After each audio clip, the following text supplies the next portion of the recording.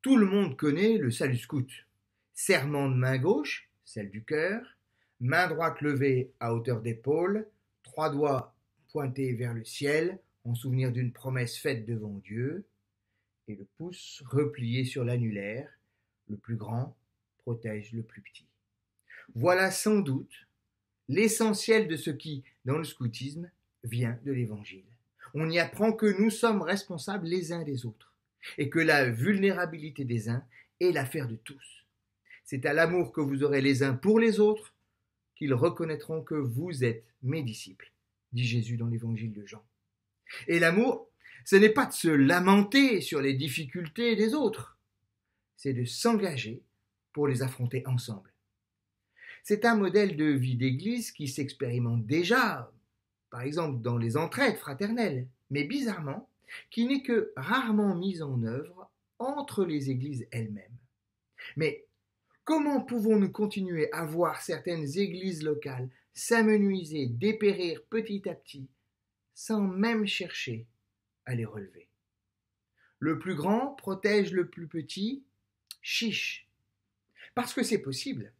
Quand une église locale solide, comme celle de Saint-Germain-en-Laye par exemple, accepte de relever le défi d'essayer de revitaliser la paroisse de Dreux en train de mourir, personne n'y croit vraiment. Et pourtant, quelques 2 ans plus tard, j'ai assisté à une assemblée générale dans le temple rénové de Dreux, avec 80 personnes présentes, de la musique joyeuse, des projets plein la tête et une envie folle de grandir encore et encore. Et la méthode employée est relativement simple. Le grand protège le petit. Et voilà les ingrédients.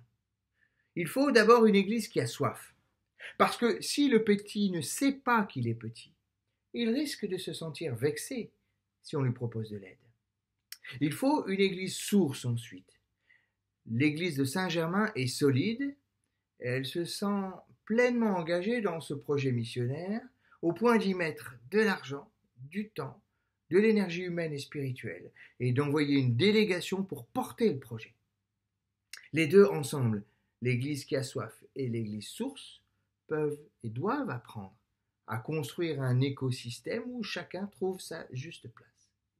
Il y faut aussi un pasteur, avec si possible une belle énergie et plutôt motivé par la mission de l'Église.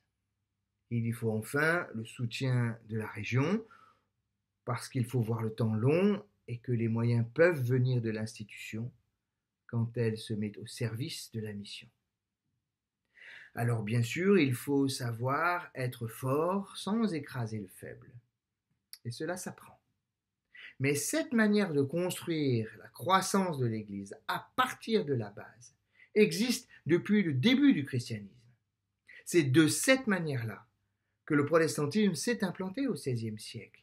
Quand une Église dite dressée, comme un arbre à maturité, porte une Église dite plantée, comme un arbrisseau en pleine croissance. Au XIXe siècle, les églises dites mères ont couvert la région en allant implanter les églises dites filles. Et le moment est sans doute venu aujourd'hui de renouer avec cette histoire-là, avec notre histoire. Faire grandir l'Église en prenant soin les uns des autres doit aujourd'hui être décléricalisé. Autrement dit, ne pas reposer sur les seuls pasteurs qu'on envoie évangéliser à notre place, mais redevenir ce qu'elle est en esprit et en vérité, une affaire d'église.